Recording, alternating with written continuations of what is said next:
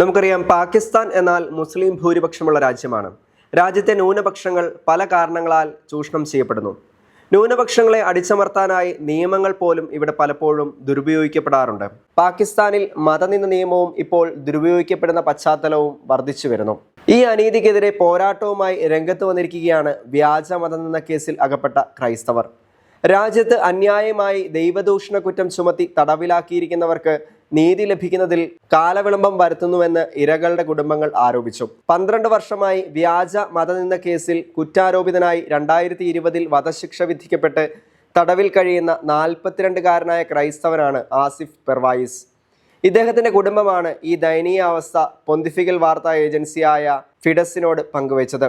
ആസിഫ് നിരപരാധിയാണെന്നും അപ്പീലിന് പോയ അദ്ദേഹത്തിന്റെ കേസ് കോടതി ഏപ്രിൽ മാസത്തേക്ക് വെച്ചിരുന്നതാണെന്നും എന്നാൽ കാരണമൊന്നും നൽകാതെ അതിപ്പോൾ റദ്ദാക്കിയെന്നും കുടുംബം വെളിപ്പെടുത്തുന്നു.